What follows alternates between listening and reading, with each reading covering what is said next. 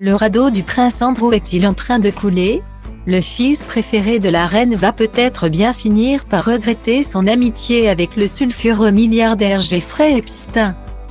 Le 9 août dernier, Virginia Giuffre a déposé une plainte devant le tribunal fédéral de Manhattan contre l'ex-mari de Sarah Ferguson.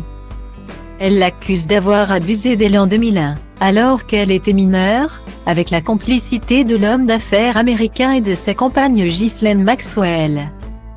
Entre 2000 et 2002, Virginia Giuffre aurait été l'une des victimes du trafic sexuel organisé par le businessman qui avait dans la foulée été inculpé et incarcéré, avant de se donner la mort en prison, le 10 août 2019. Selon les documents de la plainte, le duc d'York est l'un des hommes puissants à qui elle a été remise dans un but sexuel. Pour avoir la possibilité de voir le prince traduit devant la justice, il fallait toutefois réussir à remettre sa convocation au père des princesses Béatrice et Eugénie. Avait alors commencé le jeu du chat et de la souris entre les équipes juridiques de la plaignante et du défendeur. Ce dernier avait commencé par s'isoler au Royal Lodge de Windsor pour échapper à la remise du précieux document avant de se réfugier au château de Balmoral en Écosse, la résidence estivale de la reine.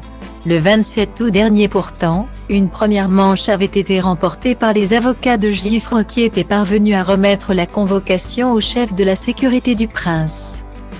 Embauché à la dernière minute par le prince, la star du barreau Andrew Bretley avait contesté la remise du document lors d'une audience téléphonique avec le juge Louis Kaplan, en charge de l'affaire.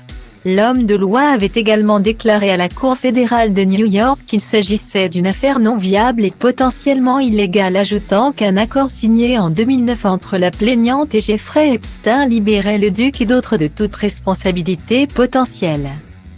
Enfin, l'avocat avait déclaré être en discussion avec la Haute Cour britannique afin de déterminer si la remise de la convocation était ou non recevable. Et nouveau coup dur pour le prince Andrew, la Haute Cour britannique a rendu son jugement et ne va pas dans le sens souhaité par le membre de la famille royale. Les avocats de Mrs Giuffre ont fourni plus d'informations à la Haute Cour, et cette dernière a accepté la demande d'aide selon les termes de la Convention de La Haye. La convocation n'a pas encore été remise, mais la Haute Cour va désormais faire en sorte qu'elle le soit.